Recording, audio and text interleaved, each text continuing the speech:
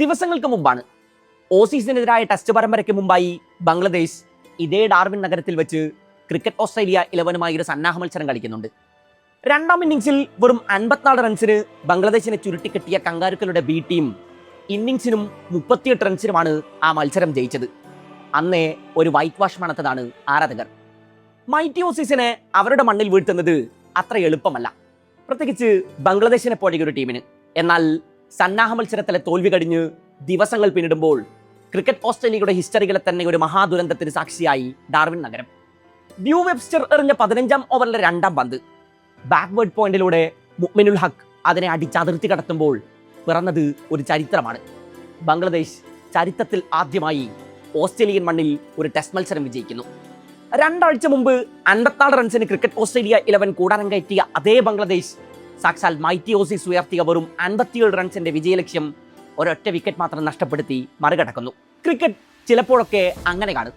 സകല പ്രവചനങ്ങളുടെയും അടിവേരിറക്കുന്ന മൊമെന്റുകളെ അതാ 22 വാര പിച്ചിൽ ഒളിപ്പിച്ചു വെച്ച് ഗ്യാലറികളെയും കാത്തിരിക്കും.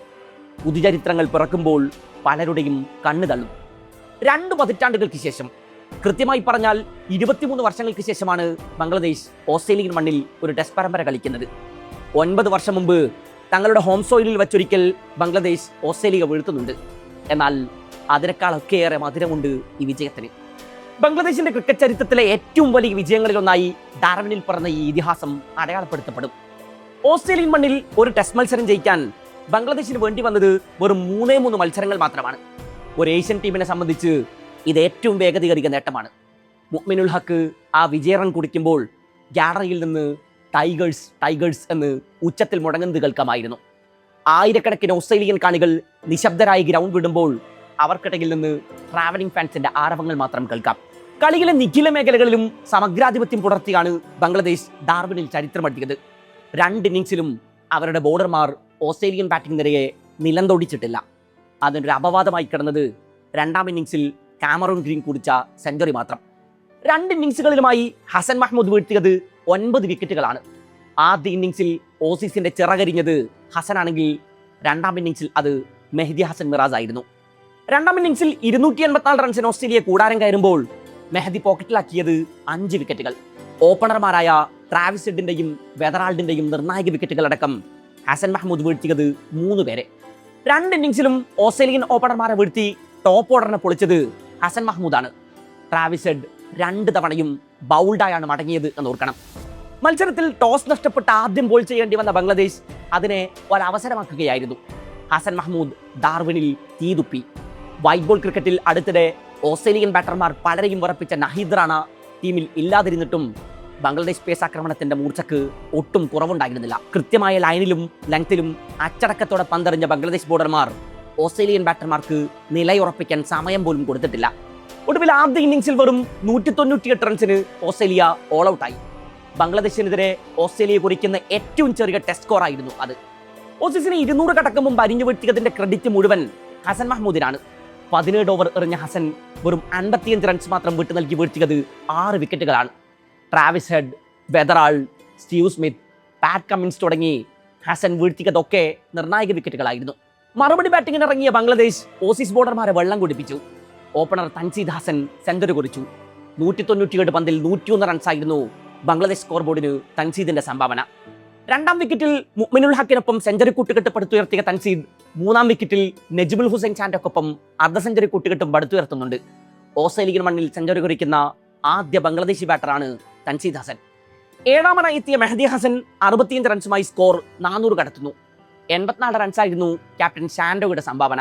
മുഷ്ഫിഖുർ റഹീമിന്റെ വക 36 റൺസ്. അങ്ങനെ പലതുള്ളി പെരുവെള്ളമായി ആ സ്കോർ. 228 റൺസിന്റെ 1ാം ഇന്നിംഗ്സ് ലീഡ് ലഭിച്ചതോടെ തങ്ങളുടെ പകുതി ജോലി പൂർത്തിയാക്കി കഴിഞ്ഞിരുന്നു ബംഗ്ലാദേശ്. എന്നാൽ ഓസ്ട്രേലിയ പോലെ ഒരു ടീമിനെതിരെ ചെറിയൊരു അലസത പോലും അപകടം വിളിച്ചു വരുത്തും എന്ന് ഉറച്ച ബോധ്യമുണ്ടായിരുന്ന ബംഗ്ലാദേശ് 2ാം ഇന്നിംഗ്സിലും പഴയ അതേ ഊർജ്ജത്തിലാണ് പന്തെറിഞ്ഞത്. ഇക്കുറി മെഹ്ദി ഹസൻ ഒരുക്കിയ സ്പിൻ കണികലാണ് കങ്കാരുക്കൾ കറങ്ങി വന്നത്.